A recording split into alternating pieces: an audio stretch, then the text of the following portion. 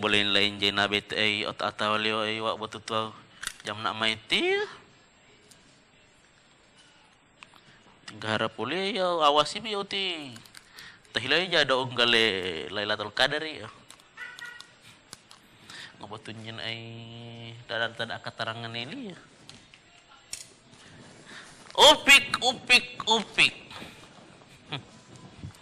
Manusia yang dekat dari bumi.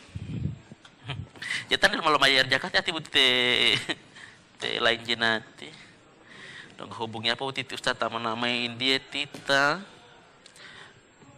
Karena walau gagah bahasa lu betul inti betul ya. Lailatul Qadar mualim tiang Lailatul Qadar. Patao memo iktikaf. Walau zakat itu indo dari Ustaz ngope mati. Ustaz Robi dong gawe apa? Pol dia. Assalamualaikum. Pak Ustaz Haji Kiai. Posisi di mana Pak Ustaz? Misalnya so dekat-dekat di Warkop Robusta, silakan merapat. Kirim. Dia data Waalaikumsalam. Wah, alhamdulillah. Oke. Oh, susu kare dawat ya betul Ustaz. Boleh latihan itu harap latihan ti Ustaz dia soalnya teh upik dia Ustaz emang ngurusin buti warkop. Oh. Masuk Kenapa teh upik sekarang? Ada sakit? Ja tahu waling oleh ma ati olo le bulan deh atau ile hulu tuh. Ala injin nak buti mau tahu penyakit umur. Kuat bermain tuh. Anak-anak itu kuat bermain. Ya apa ngolat ya Ustaz mama buah ya tahu tiap itu. Jain alhamdulillah Ustaz di malam namanya saya sobewe ati Ustaz tadi. Saya sowe kebetulan buti di hari ini saya pengen membaca cerita dengan Ustaz buti masalah Lailatul Qadar, masalah iktikaf, masalah lo zakat. Nah, omal EWA muat dia, saya lihat aku tidak terkirim. Ternyata dia ada tahu ya Ustaz. Jadi semuanya baca zakat dengan data kalau begitu ya. Muali. Anu tadi Ustaz turun dia siap. Nah, Ustaz buti insyaallah wala labari Ustaz Alhamdulillah. Untuk boleh memai ya. Dan semoga para pemirsa semua kami temui dalam keadaan sehat walafiat. Je. Ustaz ini anggo bila malah tidak bisa sehat lo ulai itu anggo tidak pernah kalau macam saya kan kadang-kadang heme meper, heme tuluh tuh tamat lo pekerjaan. Nanti Ustaz ini rahasianya apa ini Ustaz? Pertama begini, kalau mau ingin apalagi di tengah pandemik seperti ini, jangan berpikiran untuk badiet. Itu Ustaz. Sementara ini jangan dulu badiet. Madel hati-hati ya Ustaz. Iya, karena apa? Kalau kita mau badiet, berarti kita mengurangi makanan kita yang bergizi. Dan itu menyebabkan virus itu akan menyerang kita. Mudah menyerang mereka Ustaz ya. Jadi karena imun kita di bawah kan? Jadi kalau misalnya imun kita di bawah, virus akan masuk kepada kita. Caranya jangan dulu badiet. Dan selesai ini virus, baru kita sudah mulai start badiet. Program lagi Ustaz. Program lagi, iya. Jadi seperti itulah supaya makanan bergizi kita konsumsi terus supaya lebih berkualitas tenaga kita seperti madu, susu. Itu ule upik itu ya wah mau lebet ya Ustaz. Boleh mah pakai jeruk nipis kalau boleh yang kapat boleh lebet ya ati. Nah Ustaz ini karena ini sudah hari yang ke-15 Ustaz dan insyaallah buti dengar-dengar masuk Lailatul Qadar. Iya. Ini kira-kira menurut penjelasan Ustaz wala buti Lailatul Qadar Ustaz. Iya. Lailatul Qadar itu Allah memberikan satu nama dalam ayat Al-Qur'an, dalam nama surah dalam Al-Qur'an itu surah Al-Qadar. Al-Qadar. Iya. Jadi inna anzalnahu fi Lailatul Qadar wa ma adraka ma Lailatul Qadar. Lailatul Qadri khairum min alfi syahrin. Tanazzalul malaikatu war-ruhu fiha biidzni rabbihim min kulli amr. Salamun hiya hatta matla'il fajr. Itu satu surah Al-Qadar. Ya. Allah mengatakan wa ma adraka ma Lailatul Qadar. Apa itu malam Lailatul Qadar? Kata Allah apa? Lailatul Qadri khairum min alfi syahr. Bahwa malam Lailatul Qadar itu lebih baik daripada 1000 bulan. Lebih baik. Iya. Lebih baik daripada khairum min alfi syahr. Lebih baik daripada 1000 bulan. Lebih baik daripada 83 tahun. Ya. 83 tahun Ustaz. Iya, jadi kalau misalnya malam Lailatul Qadar itu kita harus jaga. Ya. Kita harus jaga, cara menjaganya kita melaksanakan aktivitas ibadah pada malam Lailatul Qadar itu. Supaya apa? Jangan sampai kalau misalnya kita ditemui oleh malaikat Lailatul Qadar pada pada malam tersebut, Ya. misalnya di pasar Senggol, Aduh. atau ditemui di sementara bermain remi, berdiri lama bermain remi. Berarti kita dicatat 83 tahun di pasar Senggol. Oh, nah, hemat remi. Mau tahu remi ya. Oh, nah. Apalagi kalau ciki 2 pintu aja. Ciki 2 pintu. Bisa tutup dengan yoker, bisa tutup dengan as. Berarti itu Lailatul Qadar itu ya. Jadi disuruh bagaimana untuk orang berarti sahabat milenial utamanya yang ada di rumah untuk menjaga amalan-amalan di bulan suci Ramadan Amalan ini. di Nah, bulan keutamaannya suci ini apa, Ustaz? Keutamaannya ya, kata Allah tadi apa? Ya.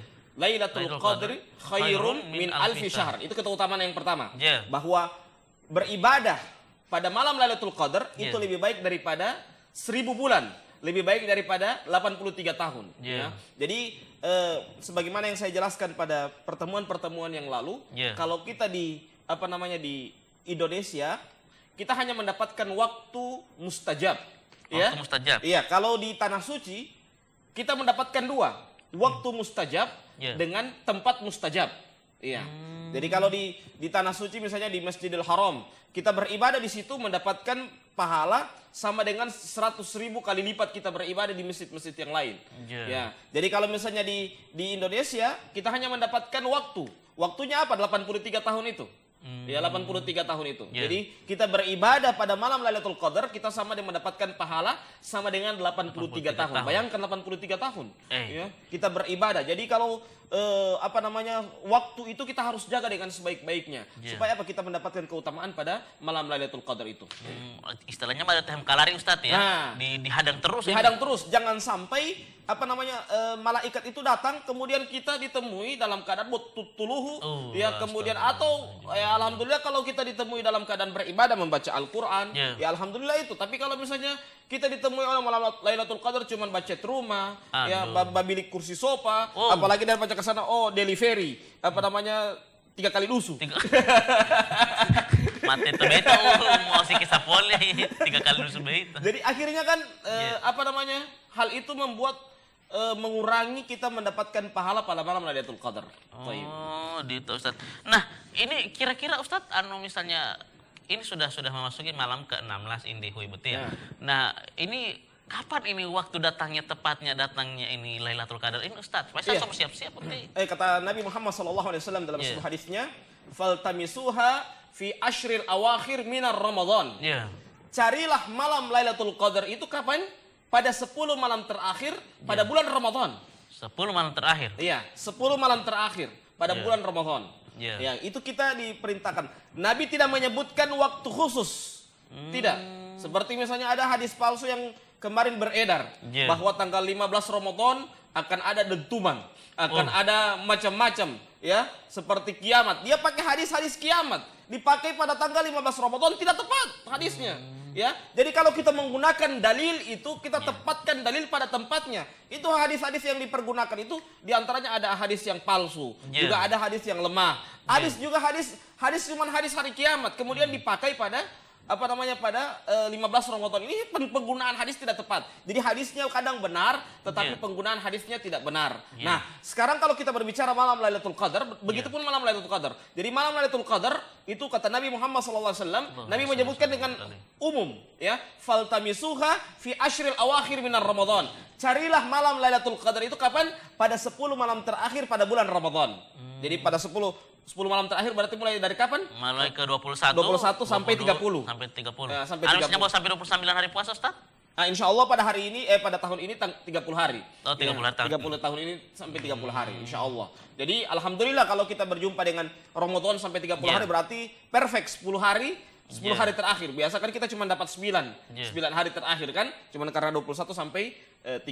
Iya. Apakah ada pengaruh Ustaz misalnya dengan apa yang telah kita lakukan? Misalnya ada orang yang dari awal Ramadan ini sudah terbiasa dengan membaca Al-Qur'an, kemudian mau memperbanyak hafalan-hafalan Al-Qur'an. Nah, apakah ini akan ikut mempengaruhi bahwa insya Allah dia bisa dipastikan akan ditemui oleh Lailatul Qadar di malam itu dengan keadaan seperti itu? Insya Allah kalau semangatnya tidak mengendor.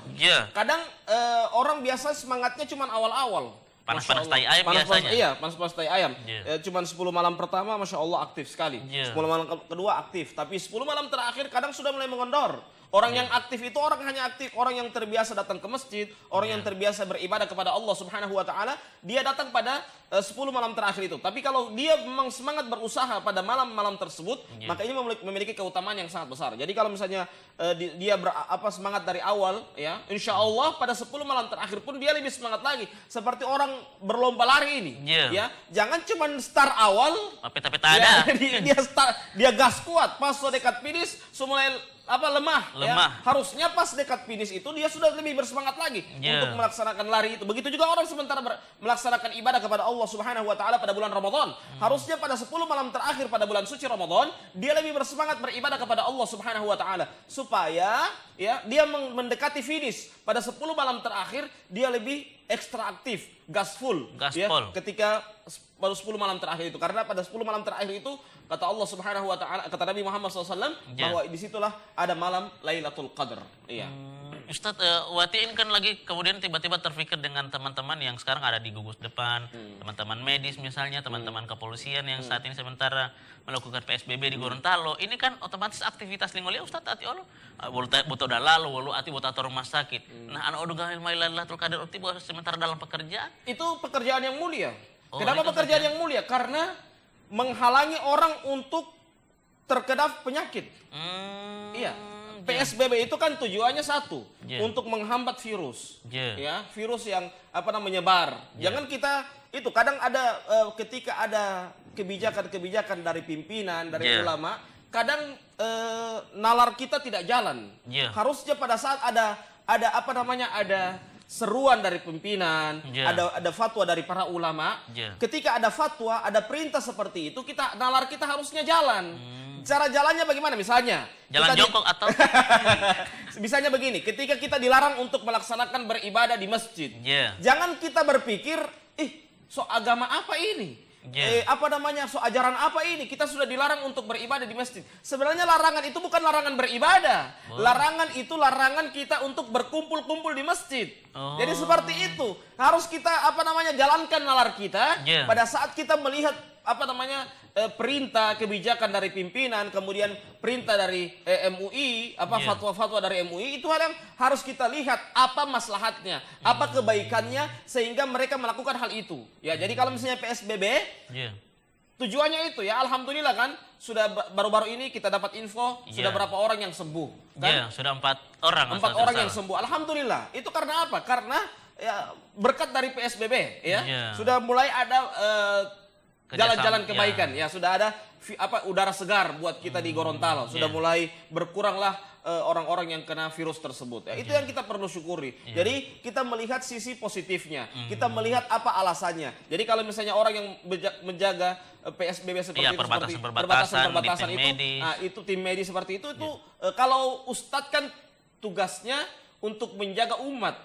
Tapi kalau dokter itu tugasnya untuk apa? Menjaga jangan sampai masyarakat itu kena penyakit. Itu sikap tindakan yang mulia, Masya Allah. Jadi kalau misalnya kita sehat kan kita bisa beribadah dengan baik. Coba seandainya kita kita kena virus, jelas naudzubillahi min dzalik. Jelas kita tidak mau seperti itu. Karena apa? Keluarga tidak mau mendekati. Makanan saya cuma ambil saja, baru dia semua lari.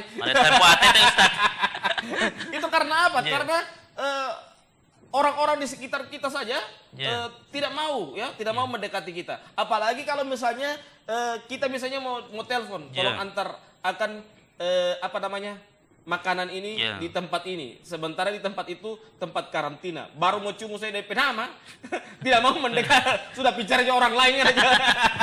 Baik Ustaz, kita sampaikan di sini dulu Ustaz. Ini baru sampai di datangnya malam Lailatul Qadar. Nanti insya Allah kita sahabat milenial akan sambung di momen setelah ini, dan jangan kemana-mana, tetap di Robusta ngobrol bareng Ustadz. Sahabat milenial dimanapun Anda berada, terima kasih masih bersama kami di Robusta ngobrol bareng Ustadz, dan kali ini ditemani oleh Ustadz Robi dan tanpa sahabat kecil saya yang maileh hulu taulang ati. Semoga kita bisa segera sembuh dan bisa kembali bergabung. Nah Ustadz, ini engon di malo bisa lama Ustadz masalah Lailatul Qadar itu kapan datanya Lailatul Qadar. Nah ini saya ingin bertanya lagi untuk apa yang harus kita lakukan di saat malam Lailatul Qadar itu Ustaz? Iya. Yang pertama yang kita lakukan, Nabi kita yang mulia sallallahu alaihi wasallam ketika malam Lailatul Qadar, beliau melaksanakan i'tikaf. I'tikaf di masjid. I'tikaf Ustaz? Bukan istrikaf, ah. Istrikaf. Ada istrikaf apa boleh nggak dibeli? I'tikaf. Jadi melaksanakan i'tikaf di masjid. Ya. Kalau di tengah pandemik seperti ini, berarti kalau yang kegiatan di masjid dipindahkan di rumah. Di rumah. Jadi semangat beribadahnya tidak kurang. Tidak kurang untuk melaksanakan ibadah di rumah sebagaimana dia melaksanakan ibadah di masjid. Jadi itu yang pertama, melaksanakan i'tikaf. Yang kedua, Nabi itu lebih bersemangat untuk melaksanakan ibadah. Ya, kata Aisyah radhiyallahu taala anha, karena Nabi sallallahu alaihi wasallam bahwasanya Nabi Muhammad SAW itu ishtadda mi'zarahu, lebih mengencangkan ikat pinggangnya. Maksudnya lebih bersemangat untuk melaksanakan ibadah kepada Allah Subhanahu wa taala. Wa ahya lailahu, dan menghidupkan malam-malamnya. Wa aiqadha ahlahu, dan membangunkan keluarganya untuk melaksanakan salat malam. Jadi 10 malam terakhir itu Nabi kita yang mulia sallallahu alaihi wasallam lebih bersemangat beribadah kepada Allah Subhanahu wa taala. Nah, Ustaz, kira-kira tadi yang nanti malah ulama i'tikaf. I'tikaf itu yang seperti apa sih, Ustaz? Ya, i'tikaf itu lebih mendekatkan diri kepada Allah dengan berdiam diri di masjid. Jadi sekarang kan lagi pandemi, Ustaz. Berarti pindah di rumah. Apa gampang? Pindah di rumah, selesai. Jadi kalau pandemi itu begitu. Jangankan pandemik, hujan pun pindah di rumah. Becek pun pindah di rumah. Iya. Ini hujan dengan becek, bom bekeng basah, bekeng kotor. Iya. Apalagi bekeng bati, jelas lebih di rumah lagi. Baik, Ustaz.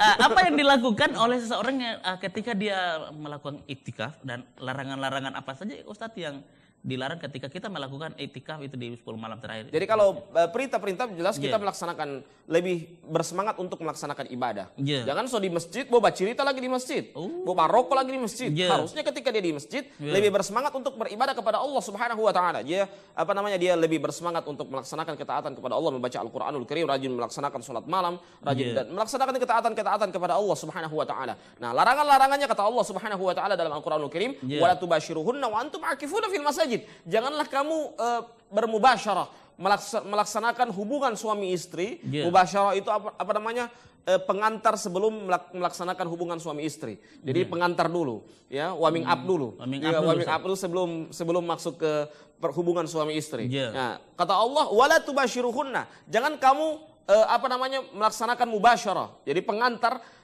Jangankan berhubungan suami istri, baru pengantar saja tidak boleh.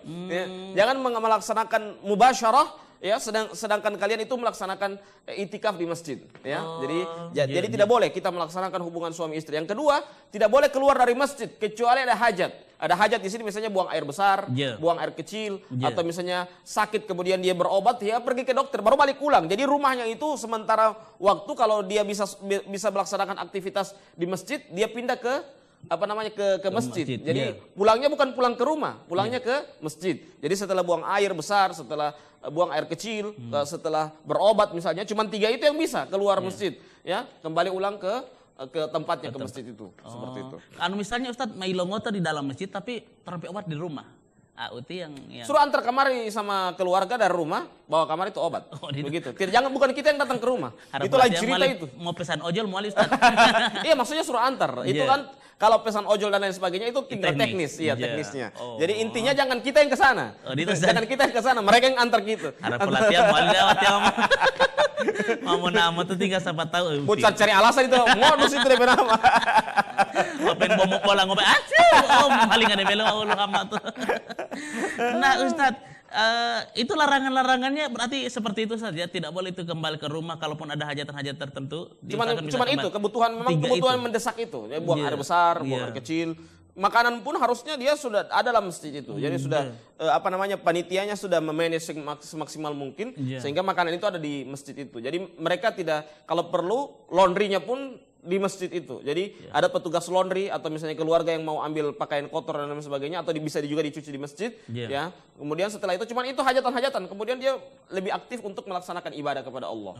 Jadi seperti itu. Ustaz, ya. Kalau misalnya tidak bisa i'tikaf di masjid tadi Ustaz, misalnya ada orang yang aktivitasnya juga dia bekerja secara fisik dan setiap hari harus kerja, kalau tidak kerja setelah kalau dia i'tikaf, dia bekerja dulu, baca Aisyah, setelah itu dia baliknya ke masjid. Oh. Gampang Ustaz Ya, ya. jadi kalau misalnya orang pergi ke kantor, Iya. dia ke kantor dulu, Iya. ya. Setelah itu dia pulang ke masjid ulang. Biasanya kan ada yang begitu Ustaz, Iya. tidak walaupun hari libur tapi hati Allah dia tetap masuk kantor, Iya, tetap masuk bawa kan, bento, dia tetap bawa bentor dan lain sebagainya. Iya. Dia tetap melaksanakan cari maisha, ya. Dia mencari dulu, setelah itu dia balik lagi ke masjid. Baik Ustaz. Nah ini Ustadz karena ini sudah sudah mulai mabut di Ramadan nanti Ustadz. Nah ini saya pengen bertanya tentang zakat Ustadz. Nah kira-kira walau mana ini apa itu zakat itu Ustadz? Iya, zakat kata Allah Subhanahu wa taala dalam Al-Qur'anul Karim, zakat itu kalau kita lihat dari sisi bahasa, qad aflaha man zakkaha wa qad khaba man dassaha. Sungguh beruntunglah orang-orang yang mensucikan dirinya. Yeah. Jadi zakat itu artinya adalah mensucikan diri. Jadi ketika orang ingin berzakat berarti dia telah mensucikan dirinya. Ya, dia telah mensucikan dirinya. Qad aflaha man zakkaha wa qad khaba man dassaha. Dan sangat merugilah orang-orang yang mengotorinya. Jadi mengotorinya itu hal yang sangat merugi. Jadi kalau misalnya kita berzakat itu berarti intinya kita ingin membersihkan diri kita, ya, membersihkan diri kita. Baik. Apakah berbeda dia Ustadz misalnya zakat atau sedekah Ustadz? Iya. Kalau zakat itu kan Iya. zakat itu waktunya tidak ditentukan. Waktunya telah ditentukan. Waktunya tidak, maksudnya kalau zakat fitrah waktunya ditentukan pada bulan Ramadan, Yeah. ya, kemudian kalau zakat mal waktunya ditentukan kalau dia sudah memiliki harta yang dicukupkan sesuai dengan pandangan syariat, dan itu waktunya itu nisabnya itu haul dan nisabnya itu dia Yeah. selama 1 tahun, ya, tidak bisa berkurang. Jadi waktunya telah ditentukan. Tapi kalau sedekah kapan saja dan nominalnya tidak ditentukan, itu namanya sedekah. Thayyib. Oh. Nah, misalnya lalu puasa Saudi Ustaz, kira-kira waktu yang ditentukan untuk pembayaran zakat itu di hari-hari seperti apa Ustaz, atau di hari keberapa sampai hari keberapa? Iya, kalau pada bulan Ramadan, jadi ulama berbeda pendapat tentang waktu mengeluarkan zakat fitrah. Yeah. Ya, ada yang mengatakan waktu mengeluarkan zakat fitrah itu kalau pendapat Syafi'iyah dan Hambaliyah itu mereka berpendapat hari terakhir pada bulan Ramadan setelah terbenamnya matahari, berarti habis maghrib. Habis maghrib. Iya, itu pendapat Syafi'iyah dan pendapat Hanabilah, Hambaliyah. Hambaliyah. Kalau pendapat Hanafiyah dengan pendapat Malikiyah itu pagi-pagi, ya, pagi-pagi hari raya. Jadi pagi-pagi hari raya. Jadi itu perbedaannya antara pendapat Syafi'i dengan pendapat Hambali. Jadi waktunya itu beda. Kalau kalau Syafi'i dengan Hambali waktunya pada saat hari terakhir ba'da maghrib. Ya, hari terakhir Ramadan. Jadi habis bertakbir, habis sholat maghrib bertakbir, DP malam itu habis itu masuk bagi-bagi zakat fitrah. Nah, kalau pendapat Maliki dan Hanafiyah itu dibaginya pada saat kapan? Pada saat habis subuh hari raya. Jadi habis subuh hari raya. Ustadz, kalau misalnya Allah tadi mau bayari zakati karena berarti dia berhak menerima. Oh, itu Ustaz ya. Kalau misalnya tidak ini, karena kadang-kadang Allah Ustaz ada yang saya lihat itu DP pekerjaan cuma hanya untuk makanya 1 hari dan kemudian besok dia harus cari lagi. Itulah fungsinya petugas zakat, mendata. Zakat. Dia mendata siapa-siapa yang berhak. Jangan sampai terlewatkan. Kadang ada orang mendata kan tidak jeli dalam mendata, sehingga ada yang lebih di bawah dari itu ekonominya tidak terdata, tercecer. Ya. Jadi harus memang didata secara maksimal orang-orang yang bisa berhak untuk mendapatkan zakat fitrah tersebut. Kalau misalnya zakat fitrah itu Ustadz dimulai dari umur berapa Ustadz? Dari 4 bulan janin. 4 bulan janin. Maksudnya kalau ombodaa baru umurnya sudah 4 bulan berarti dia sudah berhak untuk dikeluarkan zakat fitrahnya. 4 bulan. Karena kenapa 4 bulan? Karena sudah ada ruh. Sudah ada ruh itu. Jadi kalau misalnya kalau apalagi kalau dia sudah lahir, sudah jadi bayi, jelas harus dikeluarkan zakat fitrahnya. Baik Ustaz. Kita sampaikan di sini dulu Ustaz, karena akan ada pesan-pesan yang mau lewat, dan sahabat milenial jangan kemana-mana, kita akan kembali setelah pesan-pesan berikut.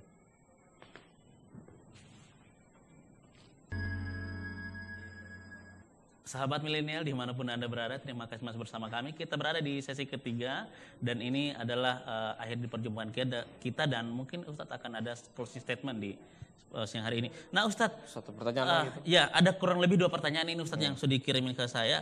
Ini ada pertanyaan dari sahabat, bolehkah kita mengeluarkan zakat fitrah pada awal Ramadan di tengah pandemik sekarang ini Ustadz? Ada beberapa pendapat di kalangan para ulama tentang waktu mengeluarkan zakat fitrah. Ya.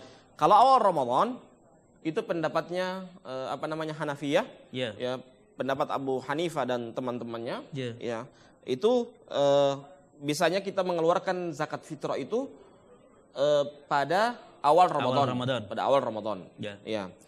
Yang kedua, ya, pendapat Malikiyah, mereka berpendapat itu sehari sebelum atau 2 hari sebelum. Berarti kita di Gorontalo ini menggunakan pendapat Malikiyah.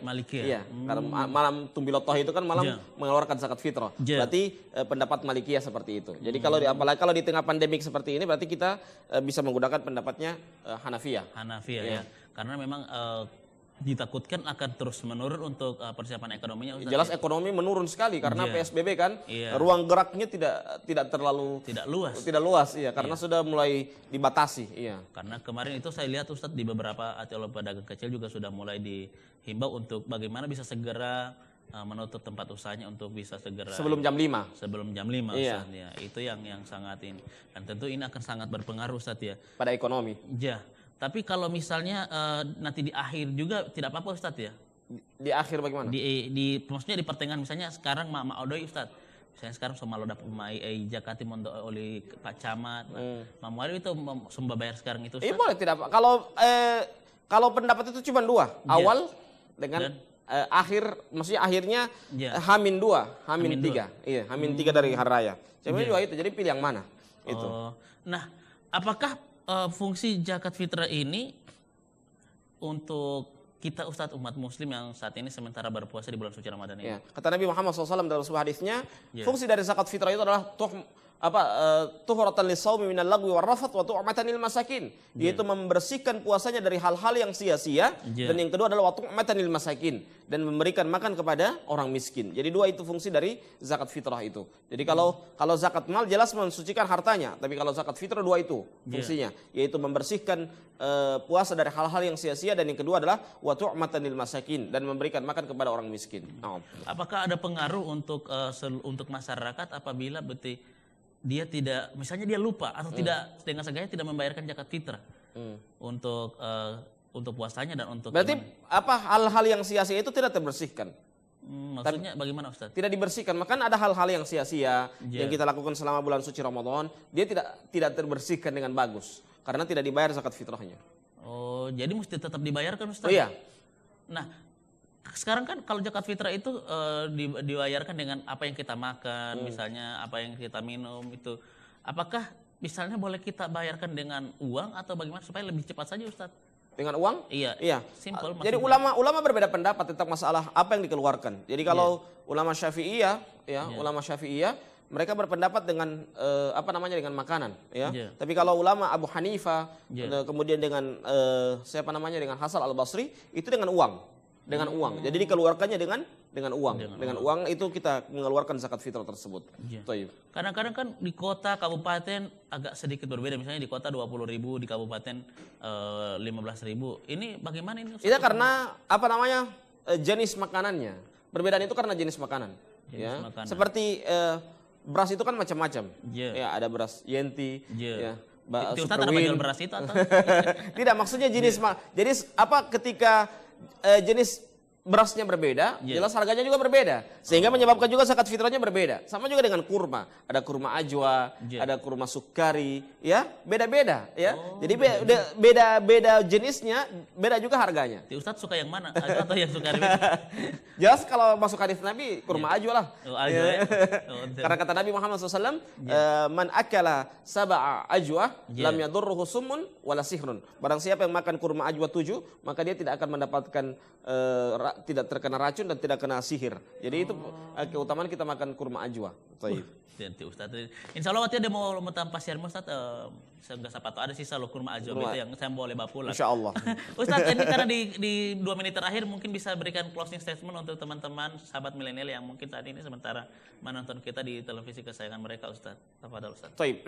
Hal yang perlu kita ketahui bahwasannya kita di tengah pandemik seperti ini kita harus banyak bersabar karena memang kita ditimpa dengan pandemik wabah seperti ini, dan ini juga pernah terjadi di zaman dahulu, ya. Kalau pada bulan Ramadan itu terjadi di Mesir, ya. Mereka juga dikenal kena wabah, tapi wabah mereka bukan wabah corona. Kalau kita di Indonesia, kita sekarang ini di tahun kali ini kita kena wabah corona. Tapi kalau mereka tetap kena wabah, tapi wabahnya wabah yang lain. Yang kedua, kita harus banyak bersabar, kita harus banyak istighfar, karena wabah itu turun karena maksiat kepada Allah. Jadi jangan saling menyalahkan, jangan apalagi menyalahkan kepada pimpinan yang berusaha untuk mengatur kita menjadi yang baik. Maka tentunya kita harus banyak-banyak beristighfar kepada Allah Subhanahu wa taala atas segala dosa kita, apalagi pada bulan suci Ramadan. Ini bulan yang sangat mulia. Hanya sekolah yang tutup, hanya tempat ibadah yang tutup, tetapi hati kita dan taubat kita masih dibuka. Ya, kalau hati kita mau dibuka, tapi kalau hati kita sudah ditutup oleh Allah, waliyadzubillah. Jadi hanya sekolah dan hanya tempat ibadah yang ditutup, tetapi hati kita harusnya kita buka. Taubat kita harusnya kita buka, supaya kita benar-benar mendapatkan keutamaan dari kebahagiaan dari Allah Subhanahu wa taala. Mungkin itu saja dari saya, dan insyaallah semoga para pemirsa semua kami temui dalam keadaan sehat walafiat dan tetap berpuasa dan tetap bersabar ditempa dengan wabah seperti ini. Jangan kita merasa keluh kesah, tersenyumlah ketika kita ditimpa dengan wabah seperti ini. Semua orang pasti rindu melaksanakan ibadah di masjid. Siapa sih yang tidak merindukan dengan beribadah di masjid pada bulan suci Ramadan? Semua orang pasti rindu, tetapi hal itu kerinduan kita alihkan untuk kita beribadah di rumah kita masing-masing. Dan kita perlu banyak bersabar. Ya, saya pun sebagai ustadz sangat merindukan bagaimana kita beribadah di masjid. Tapi apalah daya, waktu seperti ini, waktu kita ditimpa oleh wabah. Tetapi misteri pada hari ini, besok hari itu adalah kisah yang heroik, yang kita pantas untuk catat dalam sejarah kehidupan kita. Ternyata pada tahun 2020 kita ditimpa dengan wabah. Itu kisah yang sangat menarik yang kita pantas untuk kita jadikan kisah tersebut. Oke, mungkin itu saja dari saya.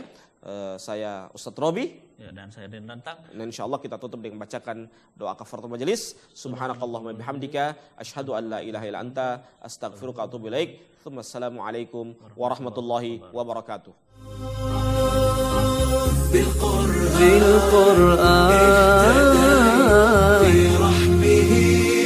تحلو الحياة شوقا إلى المولى أتاني أسلمت روحي للإله قد زان لي أغلى طريق وهو الشفيع هو الرفيق يا هائما هل تستفيق وترى السعادة والنجاة قد زان لي أغلى طريق وهو الشفيع هو الرفيق يا هائما هل تستفيق وترى السعادة والنجاة